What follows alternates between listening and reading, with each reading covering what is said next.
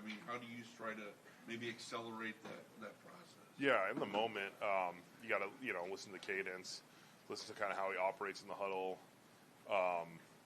Each quarterback kind of like each play is designed to have like a certain drop or a certain thing, and you have to kind of understand that, like, oh, this is how he's doing it, and so you kind of learn from that and get understanding of what you're doing with each guy. What are you expecting to see from Shedeur? Yeah, I mean, his mental work this week, he's been prepping hard. He's been doing some extra walkthroughs and getting an understanding. And he wants to perform well. We want to perform well for him. But I think he's going to have a better grasp of what we're trying to do on offense. And hopefully that translates to some good drives, some sustained drives, some points scored. It's kind of what we're looking for. Joel, from lefty back to righty now, does that affect the offensive line much, or is it just par for the course? I think it's par for the course. We were getting used to dealing a little bit, but once I started playing with, I'd never really played with a lefty. It's not too terribly different from one to the other. Joel, he's such a high energy personality and high energy player. Does that rub off on the rest of the offense? It just seemed like in that second half when he came in, everyone seemed to have a little bit of a pep in their step. Yeah, the crowd, brought some energy as well when he came in, and there is some energy when a new guy comes in and plays. So I think everybody felt that a little bit, and hopefully we can carry that over and just try and bottle up and use it to our advantage. No, he's obviously the 42nd starter since '99. Do you even know at this point how many different starters you? I thought I just went over it. It was like low 20s. Do you remember, Dan? Oh, 23 or 24 maybe? Yeah, a lot. Did you tell Shedeur, kind of give him the advice to try to limit the energy a little bit to make sure the noise wasn't? It seemed like he was kind of playing into the crowd. Well, the first play I was like, hey, make sure you quiet the crowd down. And then I watched the replay, and he was hyping him up. And I was like, well, we can't really hear here. But, it was his moment to play. But I think as the game got on, there was a couple moments where he was getting really, excited, and those moments are important. But, like, there's a fine line of, like, great energy and, like, hey, let's get the next play call in, And so I think he'll understand that as he goes. But, when you're in that moment, he's kind of just playing off feelings, and those were kind of the moments that he was playing with. If he gets the first reps with you guys, right, the first team offense this week, like, how can you, just as a unit, go about making him feel more comfortable, like trying to get him as prepared as possible? Yeah, like going through the protection meeting this morning, the third down looks, it's like, all right, what do you see? What do you want to know? If we're on silent count and I'm looking back, like, do you need me to tell you something, like who we're going to? And just his understanding of what he wants to see in those kind of looks. Getting the play calls in, getting the reps in practice, all that stuff helps to make everybody feel a little bit more comfortable. Obviously, Maxx Crosby is another one of these elite pass rushers in this league. Just what are the challenges that he sort of presents to you guys? Yeah, great player. I mean, plays tremendously hard, plays a lot of snaps. Like most of the, maybe at 70%, he's probably at like 85, 90% of the snaps, maybe more. But I think he plays hard, and it's contagious. Like the whole D-line kind of plays hard off of that. But, I mean, he's so slippery. Like, you see him kind of moving and doing these things, and he just kind of slips off blocks or finds a way to get his hands on the ball. And I think we'll have a decent plan to try and contain that. You faced a lot of premier pass rushers this year. Mike Carson, TJ Watt for you, Miles every day in practice. How does Maxx differ from those guys that you've seen this year? Yeah, I mean, they're all in that tier one, right? Like all the Aiden Hudson, all those guys are tier one pass rushers. I feel like maybe they're all great, but maybe he's a little bit more like slippery is the right word. I mean, Miles is elite, and he's going to run at you and go through you, where sometimes Maxx is like, oh, I'm going to go here and kind of play behind. Like J.J. Watt on the backside of runs where he would set people up and then play behind them. There's all those little aspects where Miles is like, I'm coming to, make the play, and makes the play. So those are maybe some of the differences, but they're all great in their own ways. What about anything y'all can do as an offensive line to kind of take from matchup to matchup against these guys that have tricks up their sleeve? Yeah, I mean, at the end of the day, you want to be fundamentally sound. You want to trust what you do well as a pass blocker. But each guy's so different that you kind of have to play into that, and hopefully you get some chips and some double teams and some slides your way to give you a little bit more confidence to be a little bit more aggressive with these guys. What about Max's ability to get hands on footballs at the line? I think he's got like 4 bats already this season. Yeah, it's pretty impressive. I think sometimes when he gets chipped or double teamed, he'll make a conscious effort to be like, all right, I'm not getting to the quarterback on this play, and then he almost starts playing volleyball at the line of scrimmage, which is pretty impressive. I think those guys just have such an instinct for plays and the way they do things that he's like, yeah, I'm not going to affect the quarterback on this play, but I can still maybe make a play for my defense. What about the fact that the Raiders, I saw the stat yesterday, they are second in the NFL in yards per rush allowed. So it's going to be tough sledding, isn't it? Yeah, they do a good job. Like I said, their front, I think, plays hard. They this last couple games, they've been putting 4 or 5 guys on the line. They've been a 4 down early in the season, but they put 5 guys on the line the last couple weeks. I think they're trying to find a way to have an identity on defense, and they've done a good job. So we'll be focused trying to get Q going this week. What do you think, Joe, when you see Miles on the streak that he's on right now? Yeah, it's great. I think that's how you to me, sacks are they're obviously a great stat, but I think he's been this dominant, for 2-3 years now. I think he's at, he's playing at a very high level. But, if you look at his pressure rates and his pressures, they're probably pretty similar to what he's had. They're just converting to sacks. I think it's a credit to Mason and, our guys inside that are really rushing the quarterback well, not giving him, the quarterback a chance to step up. So it's been a group effort, but it's been impressive. I'm keep, break the record, keep going, do something. But our defense is playing great, and like we said, we're trying to pull our weight on the offensive side of the ball. And do you feel like he should get NFL Defensive Player of the Year, even if you guys aren't even without you guys winning? Yeah, if you look at the games and the stats, I think he has been the best defensive player in the league, and if that's what the award is, then he should get it, and Carson should be the Defensive Rookie of the Year because he's playing out of his mind too.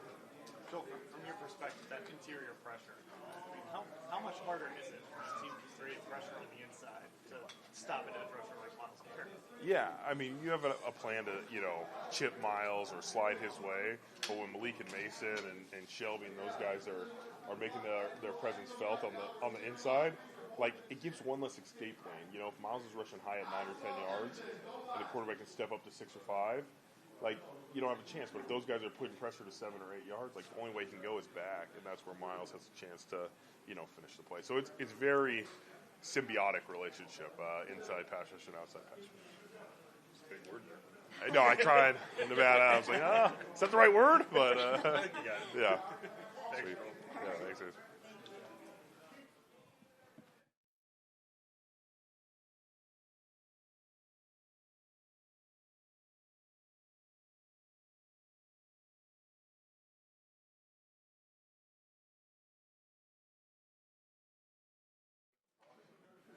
Leave him out of this. A little bit happier with your clothing choices today? No Alabama jerseys? That happened? I don't even remember that. Grant, for starters, what are your thoughts on Shedeur now as the starting quarterback, and maybe what are some things that you've seen of him in practice with the scout team? Yeah, I think he's been, ready for this moment. Been practicing against him he didn't. When he's with the scout team and stuff, he was always, not trying to throw any turnovers, takeaways, and stuff like that. Always taking the right check down and stuff like that. So, he's had that starter mentality. So, excited to see him this weekend. Grant, how happy are you for Alex today getting that extension? You got extension? Yeah. Hey, okay. I got to go check that out. But this is another guy that's been ready for the moment. And, with all the edge rushers we've had, he's been very productive. So I'm excited for him and his family, man. That's big time. When you look at Brock Bowers, obviously he had that unbelievable rookie year. And Yeah. What do you see out of him? And I think you guys had some pretty good success against him last year. How were you able to contain him? Yeah, I think it's kind of like, where's Waldo, Where's 89? I think he's the focal point of their offense, passing game, and everything. So, he's a good player, and they try to build around him. So. How about Gino? What are you seeing on film from Gino so far this season? I know it's not exactly what they've been hoping for, but what are you seeing? Yeah, it's been a tough season for him. I think that 12 touchdowns, 13 picks. So a lot, some of those picks aren't his fault and stuff like that. But hopefully with our guys, we'll put some pressure on him up front and force him into some bad decisions. I think it was after the game you said Carson should be an All-Pro. Yeah. I mean, that's pretty heady stuff to say about Yeah. a rookie. So why do you think he deserves that recognition? I don't think, despite like the rookie thing, it's just like, you know, the statistics of it, you know, and I don't know who votes for that type of stuff or whatever, but you know, just saying that he's playing at a really high level. That's all I'm really trying to say. And it's no secret, you know, everybody knows it. So, you know, keep going. Him, Miles, Denzel, me, you know, lead the way. You've been playing behind him for 5 months now. How have you seen him kind of take the next steps? Yeah, I mean, I saw it early. I ain't gonna lie. I saw it early in camp. I think everybody saw it, and we knew that he was gonna be around the ball a lot. I've been told to make a signature celebration. He still hasn't done it yet. So I don't know, man. He's around that ball, so it's inspiring. Makes everybody else want to make plays too. Grant, with the tear that Miles is on, you find yourself rewinding the plays sometimes when you're watching film, watch him a couple times. Yeah. Sometimes I don't even know what happens really. I just know he got the sack. Then you go back and watch it. He's throwing people with face plants, both feet in the air. So I think when it's all said and done, he's gonna be the greatest to ever do it. And it's gonna be, it's really a privilege playing against him on the defense. He really wrecks the game up front. So you couldn't ask for no more as a DB. Specific to this year though with Miles, of all the years you spent with him, does it feel like this is like the best year he's had and he's playing at his best? Yeah. I think honestly, I think it's consistent every year. You know, the stats pop up more this year maybe, but he's been the same player since I got here. So it's not like he's doing, I don't know. He might be doing something different. I don't know, but he's been unbelievable since I've been here. So. With the rookie quarterback, and you guys did the same thing with Dylan too. Yeah. As a defense, how important is it for you guys to get the ball back for them, give them good field position, support them in any way that you can, knowing that there will be rookie struggles? Yeah, I mean it's the same story every week for us. I think as a defense, we can't control what the offense does. There's nothing I can do to control what they do except get them the ball back. So that's been our mindset, our mentality, and we'll continue to do that. When you look at that Raiders run game, they have that highly drafted rookie, but then like last week, I think they ran it 3 times in the first half. Yeah. So what do you think when you look at him and then that run game in general? No, yeah, we know that they're probably not happy with their run game performance last week. I know that, any coach will try to come out and establish the run, dominate the run game. So we know that we go into every week with the mentality of we have a great pass defense, so we just got to stop the run. And, Jets game, we didn't do a good job of that. But we still making some plays and some sacks and stuff. But we just got to stop the run and make it one-dimensional. And then going back to Flowers, like you see a guy that everybody's going to get a crack at. You'll have him covered sometimes, even some of the corners maybe. Yeah. They're going to move him around everywhere. He has the ability to do a lot of things, jet sweeps, screens, option routes, down the field. So they're going to move around, try to get a matchup for him. So he's a good player, and that's what good players do. Thanks, man. Thank you.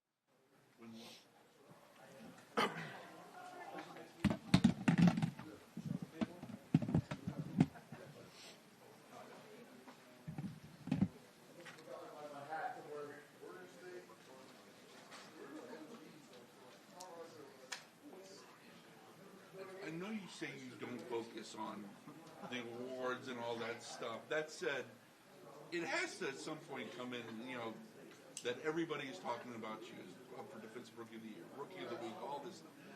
That has to mean something at some base level to be that recognized. Yeah, I think, it's cool to see and things like that, but it's very easy to get caught up in things like that when really the focus is just, how do we go out there and win this week? What do I have to do to be prepared for this week? And so I understand the point, and obviously it's like I can't just go and avoid it, but really it's just trying to maintain focus on this week and what we're doing.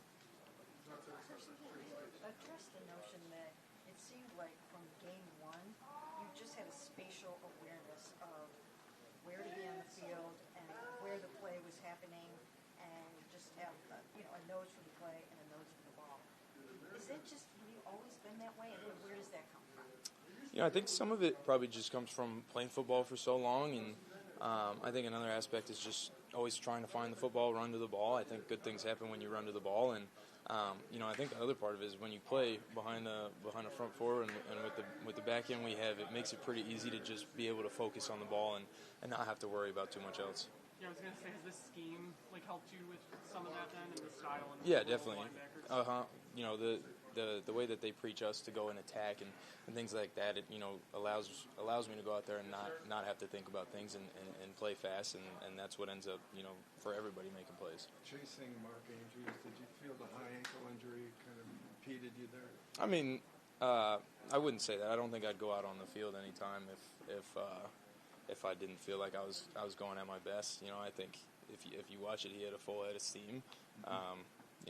If you look at the math in it too, C squared is longer than B squared and further distance to go. But, that's one of those ones too where it's almost better, give the offense a chance there to go down and score. So you never want to say that on defense, but I'm never going to want to let somebody do that. So I was trying to go get him, but yeah. Did you think you had a chance to catch him on that? I think so. Yeah. What was the coaching point from that? From that specific play, when you guys went back and watched it, what did they kind of point out as the lesson from that? Well, I think that play call is a good play call. I think it's fourth and short, obviously with the sneak too.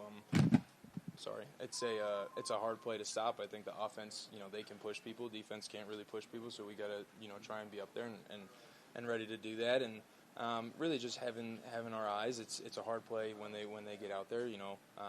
Even with what we're in, maybe having an edge sit on the outside. But again, that's hard to ask just with what we're trying to stop inside. I know you've been versatile all year. You've done a bunch all year long. But did that game really, the Ravens game, really showcase it? I mean, I'm thinking the play in space against Lamar, the interception. Then there's one where you meet Henry in the hole for tackle for loss. Like, does that just show all that you can do? Yeah, I think. That game definitely gave me the opportunities to show that, and I think there's, that's really the goal going in every game is try and make any of the plays that come my way.